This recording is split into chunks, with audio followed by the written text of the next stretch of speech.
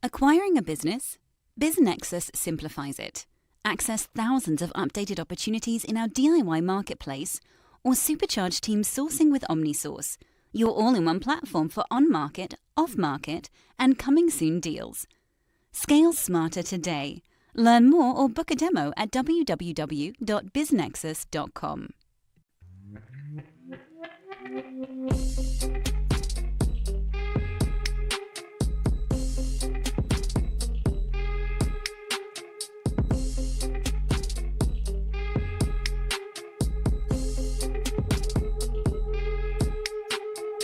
Disclaimer from the always present legal team. Podcast conversations don't necessarily reflect the views of BizNexus Incorporated. Everything you hear is informational news and updates from around the industry. We're not recommending any investments. We're not offering any investment advice. Be sure to do your own homework.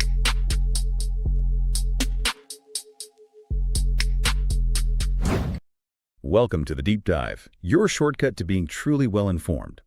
Today, we're plunging into a world often viewed, as just rows of numbers and dense legal documents, mergers and acquisitions.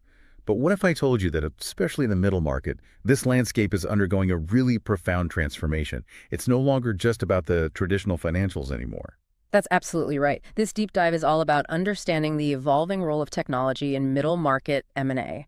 And it really is foundational now. Think of it this way. Technology isn't just some separate department anymore. It's really the engine that drives a company's actual enterprise value, these digital capabilities. They're becoming the absolute key to commanding those premium valuations and also, frankly, to seriously accelerating how fast deals get done.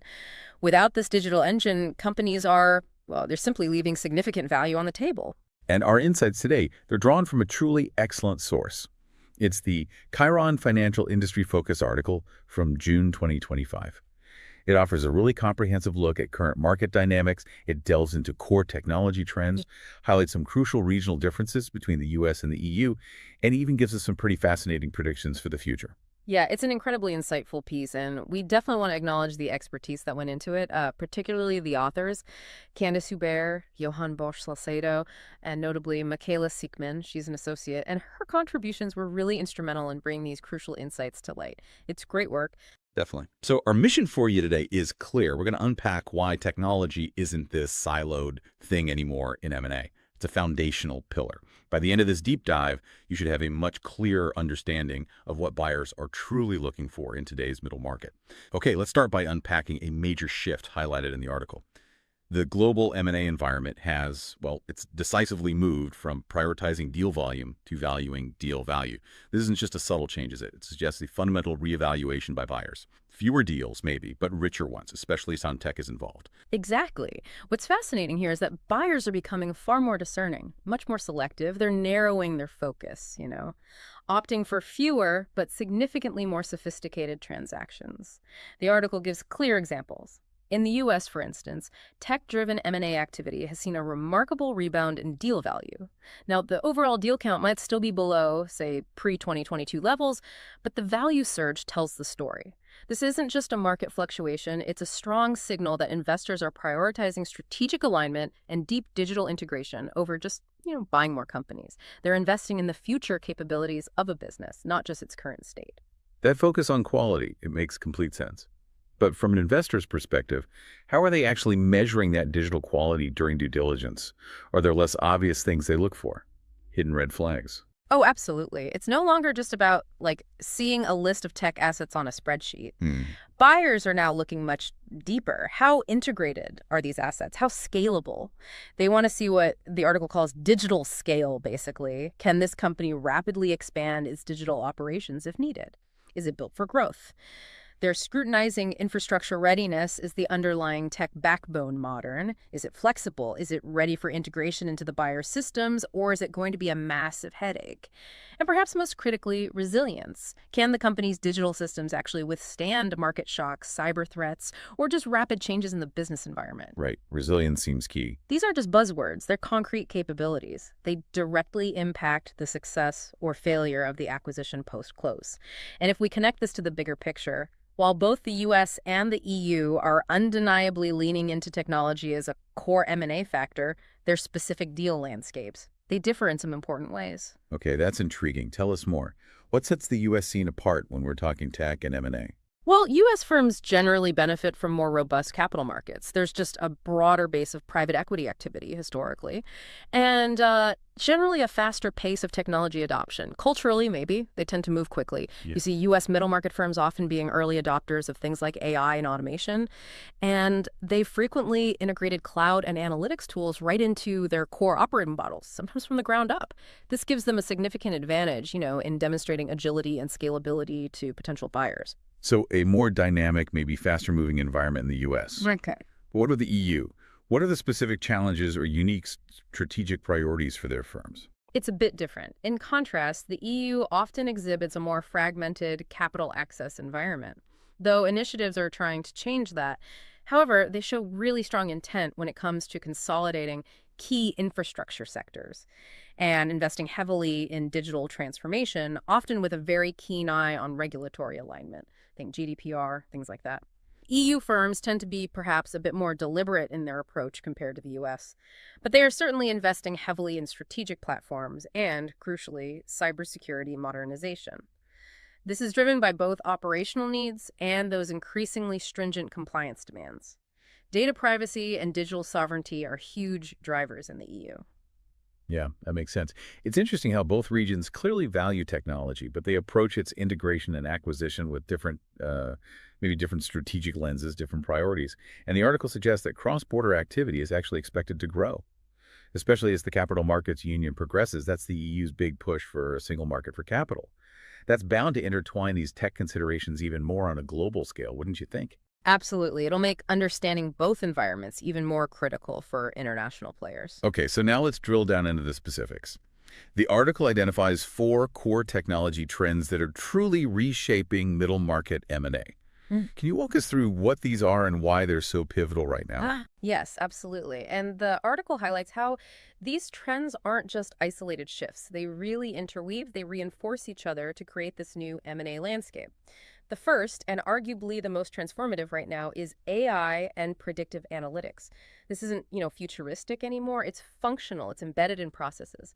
Middle market deal makers are now, quite routinely actually, using machine learning and natural language processing for things like sourcing targets more effectively, for assessing risks with much greater precision than before, and even modeling potential synergies in something close to real time. This capability, it drastically shortens deal timelines, and it significantly strengthens the quality of decision-making. Think about generative AI's impact to rapidly reviewing mountains of legal documents, creating more sophisticated cash flow forecasts, or even just continuous market monitoring. It's a huge game changer for efficiency and accuracy. Wow. So it's not just about crunching numbers faster, but really about smarter, quicker decisions at basically every stage of the deal. Yeah. And building on that intelligence. Yeah. What about making sure the underlying systems, the data, are actually secure? That seems paramount. Precisely. You hit it exactly. And that brings us straight to the second critical trend, cybersecurity as a value lever. This has truly transitioned. It used to be seen as just an IT department concern, maybe a cost center. Now, it's a direct valuation factor, full stop. Buyers demand confidence. They need assurance that potential targets can withstand the evolving cyber threats out there, that they can protect sensitive data effectively, and importantly, recover quickly if something does happen. The article makes it crystal clear. A poor cybersecurity posture can lead to significant price reductions, or, frankly, it can kill a deal entirely. Yeah, I believe that. Nobody wants to acquire a ticking time bomb of data risk, right? Yeah. Conversely, companies that can demonstrate strong governance, clean audit trails around their cybersecurity, they often gain substantial negotiating power. It's about de-risking the acquisition for the buyer. And I can absolutely see why. I mean, cybersecurity isn't just about protecting data, it's protecting the entire future valuation of the company you're buying. Are there specific vulnerabilities that are proving to be real deal breakers in the current market, things buyers hone in on? Yeah, good question. Buyers are increasingly concerned about things like unpatched legacy systems, old tech that hasn't been updated, inadequate incident response plans. What do you do when you get hit? And a big one is a lack of clear data governance policies. If a company can't clearly demonstrate that it knows where its sensitive data is and how it protects it, that's a massive red flag. On the flip side, things like security certifications, evidence of regular penetration testing, and showing a mature security-aware culture, those are huge positives. Okay, so the third trend builds on this foundation. Cloud-first infrastructure and automation. cloud-native platforms, properly integrated ERP systems, that's enterprise resource planning, kind of the central nervous system for a company's operations and real-time performance dashboards. These are no longer nice to have. They are now considered critical infrastructure for ambitious middle-market companies. These tools are absolutely essential because, one, they enable scalable operations. Two, they simplify the due diligence process dramatically, think clean data access. And crucially, three, they reduce integration risk post-close. A smoother transition is worth a lot. Plus, the automation of things like compliance checks, financial reporting, and performance tracking. That's viewed as a major advantage by investors and advisors. Streamlines everything, provides clear visibility. Right, a true digital backbone then. Seems essential for both growth and just running efficiently day to day. This leads us to the final trend identified in the article, one that might surprise some folks with its direct impact on M&A value. Indeed, it's maybe less obvious at first glance, but very powerful. The fourth trend is embedded finance and supply chain digitization. We're seeing how embedded financial tools, things like integrated B2B payment systems, lending APIs, those are application programming interfaces, basically software connections allowing different systems to talk and automate transactions, or sophisticated working capital platforms. These are allowing companies to actually expand their margins and significantly improve their relationships with vendors and customers. This is particularly important in sectors with complex supply chains or significant international exposure. Imagine, say, a manufacturing company. It's not just selling products anymore. Maybe it's offering financing options right at the point of sale through an embedded tool. Or it's optimizing payments seamlessly across its global supplier network using digital platforms. Firms that have made these kinds of investments, they tend to present stronger financials, greater operational resilience, and often more diversified revenue streams. And that is incredibly attractive to potential buyers. Okay. So it's about more than just internal efficiency. It's actually using tech to create new value propositions, new revenue opportunities, and solidify those crucial business relationships through smart financial tech. Okay, putting it all together. What does this all mean for the future? The article provides some pretty clear predictions for, say, 2025 and beyond. What should we be bracing for? Yeah, the forecasts are quite definitive, and they point in one clear direction. Technology will become even more tightly linked to both deal viability, whether a deal even happens, and the overall enterprise value achieved. Analysts cited in the article are forecasting that AI and automation tools will be integrated into over half of all mid-market M&A transactions by the end of 2025. Wow, half. That's a huge integration level, really transforming how deals get done and maybe even what qualifies a company as a good target. Exactly. So if you're looking to sell your company, or perhaps you're on the investment side, understanding and verifying these tech capabilities is rapidly moving from being a bonus to being an absolute prerequisite. It's becoming fundamental. Precisely. Companies that proactively adopt that scalable, secure, and automated infrastructure, they are expected to see faster exits and attract stronger, more committed investor interest. Furthermore, these digital capabilities, and here the article points especially to AI and cloud-based operations, they're projected to drive really impressive improvements, something like 20–30% in deal cycle speed and due diligence efficiency. This isn't just about small gains. It's about fundamentally changing the speed and the quality of transactions in the middle market.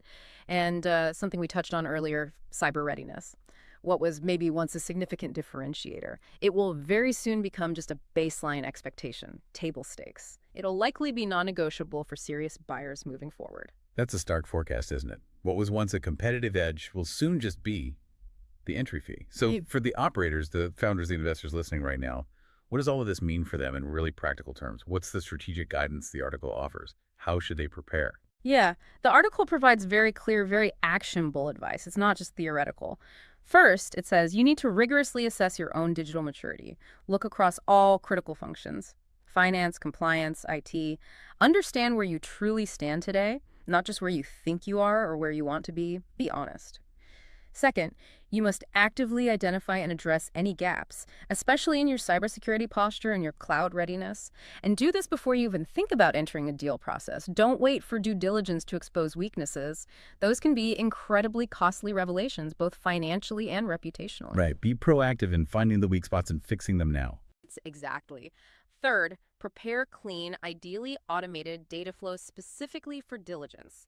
Make it easy for the buyer to see what's going on. This speeds up the entire process immensely, and it builds crucial buyer confidence in your operational transparency. They trust what they can easily verify. And finally, and perhaps this is the most important mindset shift, You need to integrate technology seamlessly into your company's value narrative, your story. Don't just list your tech stack on a slide. Explain how your technology actively creates efficiency, how it builds resilience against risks, and how it directly drives growth and scalability. Show, don't just tell, how your digital infrastructure clearly supports long-term scalability and operational transparency, because at the end of the day, that's what sophisticated buyers are truly looking for today. That's such a crucial point. Okay, as we bring this deep dive to a close, the central takeaway feels incredibly clear. Middle market M&A is undergoing a fundamental change. Maybe not in its overall pace all the time, but certainly in its priorities. Buyers are looking far beyond just the traditional metrics, strong margins, customer growth. Those still matter, of course, but they are now actively seeking proof of digital discipline, digital maturity. In both the US and the EU, technology has become an absolute prerequisite for achieving scalability, for ensuring seamless integration post-deal, and for effectively mitigating risk. It's no longer just an add-on, it's truly the foundation. And this, I think, raises a really important, perhaps provocative question for all of us to consider as we look ahead. Given the rapid, relentless pace of technological advancement we're seeing, how might the actual definition of digital maturity itself evolve in just the next few years? What will good look like in 2028 or 2030? And what does that potential shift mean for the long-term M&A strategies you or your company might be considering right now? That is a truly thought-provoking question to leave you with. Where's this heading next? Thank you for joining us on this deep dive into the evolving landscape of middle market M&A. We hope you feel much more informed and ready for what's next. Thinking of exiting your business or taking on a private equity partner to help you grow faster? BizNexus has you covered. Tap into our network of thousands of best-fit investors, acquirers, and proven M&A advisors, and we'll help you begin the relationship confidentially on your terms, your timeline. Learn more at biznexus.com.